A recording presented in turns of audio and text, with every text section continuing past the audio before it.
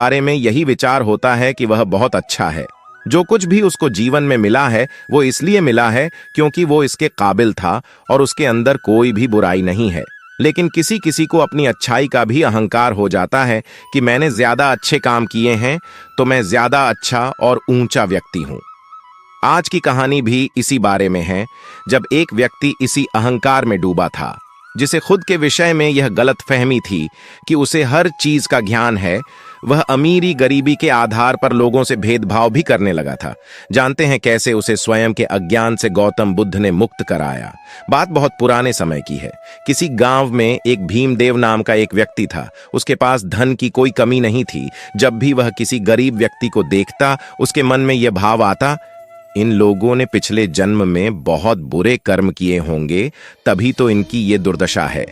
वह हर दिन मंदिर जाया करता और मंदिर के पास बैठे भिखारियों को दान भी दिया करता था। एक बार की बात है, भीमदेव के नौकर ने उससे कहा, साहब मुझे कल की छुट्टी चाहिए। भीमदेव बोला, क्यों, क्या बात हो गई? तुम्हें छुट्टी क्यों चाहिए? नौकर बोला, मुझे गौतम बुद्ध के पास जाना है। उनके पास जाकर मुझे शांति मिलती है। भीमदेव बोला, तुम भी उन्हें सुनने जाते हो? तुम्हें तो उनकी ध्यान भरी बातें समझ नहीं आती होंगी। नौकर बोला, नहीं, मुझे सब समझ आता है। उन्हें समझना उन लोगों के लिए जटिल है जो अपना अहंकार लेकर जाते हैं। जो उनके सामने झुक कर जाते हैं, उन्हें बड़ी आसानी से उनकी बात समझ में आ जाती है। भीमदेव बोला, तुम कहीं भी चले जाओ, मुझसे ज्यादा नहीं जान पाओगे। ध्यान का अधिकार ईश्वर ने मुझे दिया है, तभी तो उनकी कृपा से मैं धनवान हूं और तुम निर्धन हो।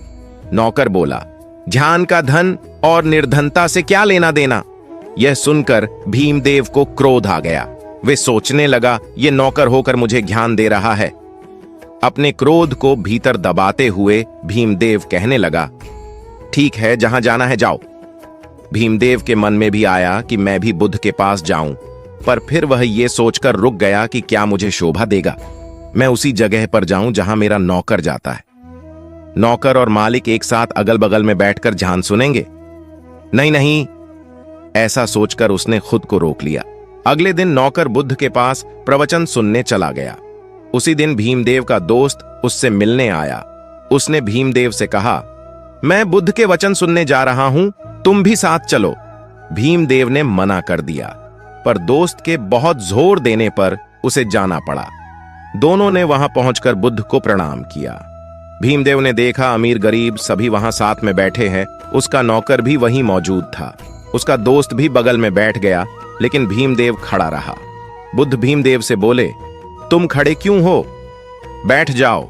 भीमदेव बोला, इन लोगों का स्तर मुझसे नीचा है, इसलिए आप पहले इन्हें ज्ञान दे दीजिए। इन सबके जाने के बाद आप मुझे ज्ञान देना। बुद्ध बोले, ठीक है, लेकिन पहले तुम हमें बताओ कि तुम्हारा स्तर कितना और कैसे ऊंचा है। भीमदेव बोला, मेरा स्तर इन लोगों के स्तर से ऊंचा है, क्योंकि यहां बैठे जितने भी अमीर या गरीब लोग हैं, मेरे धन के आगे सब गरीब ही हैं। मैं इनसे ज्यादा धार्मिक हूं और दान भी करता हूं। बुद्ध मुस्कुराकर भीमदेव की बात सुन रहे थे और समझ चुके थे कि यह अहंकार के सागर में डूबा हुआ व्यक्ति है। इसके बाद बुद्ध ने कहा, ठीक है, तुम 1 माह तक रोज आना। मैं तुम्हारे लिए अपने जैसा आसन लगवा दूंगा। अब तो तुम्हें कोई आपत्ति नहीं। बुद्ध के सारे शिष्य और बैठे हुए सारे लोगों ने कुछ नहीं कहा, क्योंकि वह समझ चुके थे बुद्ध भीमदेव को कुछ समझना ही चाहते होंगे। बुद्ध के बगल में भीमदेव का आसन लगवाया गया, जिसके बाद भीमदेव रोज बुद्ध के पास आने लगा। एक दिन सभी लोग रोज की तरह बुद्ध के पास प्रवचन सुनने आ गए। भीमदेव और उसका नौकर भी वहां उपस्थित थे। उस दिन बुद्ध ने सभी लोगों को कहीं चलने को कहा। बुद्ध के साथ साथ सभी लोग पैदल पैदल चलने लगे। चलते चलते दोपहर हो गई और वे सब थक गए। रास्ते में दूर दूर तक कोई भी इंसान, घर, तालाब कुछ भी नहीं दिखाई दे रहा था। सभी लोगों को बहुत प्यास लग रही थी और यह परेशानी सबके चेहरे से साफ पता चल रही थी। सभी लोगों ने बुद्ध की तरफ देखा। महात्मा बुद्ध मुस्कुराते हुए आगे बढ़ते जा रहे थे और उनको देखकर लग नहीं रहा था कि वे बाकी सब लोगों की तरह थक गए हैं।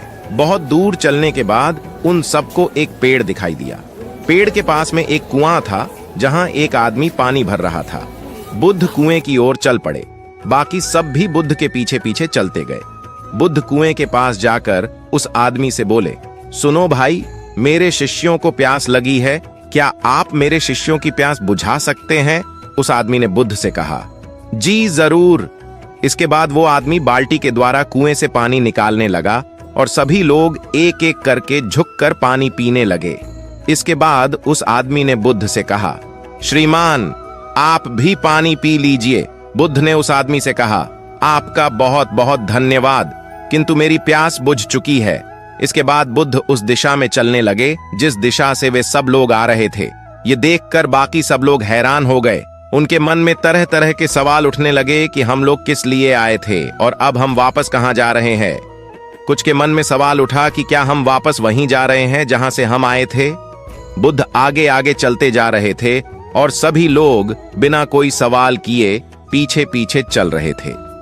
भीमदेव को तो काफी गुस्सा भी आ रहा था कि आज वो प्रवचन सुनने आया था, लेकिन प्रवचन के चक्कर में आज प्यासा ही मर जाता।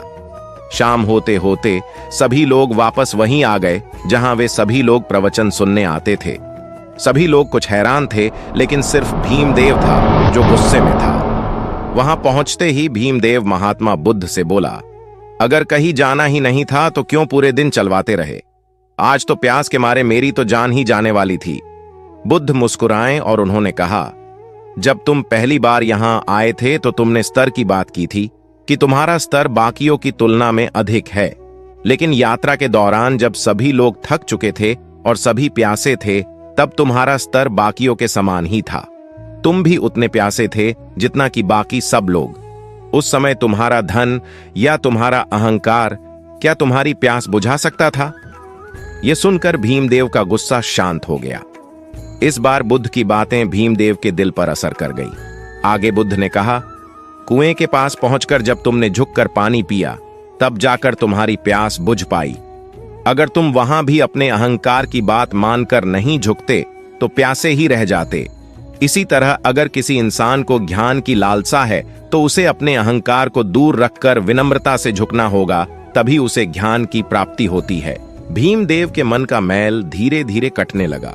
वह हल्का महसूस करने लगा। बुद्ध ने कहा, जीवन में ज्ञान की प्राप्ति तब होती है जब वह अपने अहंकार को त्याग दे। उसे अमीर गरीब ऊंचे नीचे से कोई फर्क ना पड़े। वह हर मनुष्य को ऐसे देखें जैसे वह स्वयं को देखता है। जब मनुष्य को सचमुच ज्ञान होता है तब वह समय की धारा से आगे निकल जाता है, उसे समय का भान ही नहीं होता। भीमदेव को ऐसे लगा कि जैसे यह बातें उसी के लिए है और वह सच में कुछ समझने लगा है। उसने अपना आसन छोड़ दिया और बुद्ध के चरणों में गिर गया और रोने लगा। बुद्ध ने कहा, अरे क्या हुआ, तुम रो क्यों रहे हो? भीमदेव ने कहा, सब सच ही कहते हैं, आप ज्ञान के भंडार हैं। आपने मेरे अहंकार को चूर चूर कर दिया है। मैं सच में समझने लगा हूं कि भले ही मनुष्य अमीर या गरीब हो, लेकिन उसकी समस्याएं लगभग एक ही होती हैं। अहंकार के कारण ही सारे दुख उत्पन्न होते हैं। इससे संबंधित सारे गुण रहस्य आप मुझे बता चुके हैं। मैं इस आसन पर बैठने योग्य नहीं हूं। मुझे अपनी शरण में ले लो। बुद्धम शरणम गच्छामि।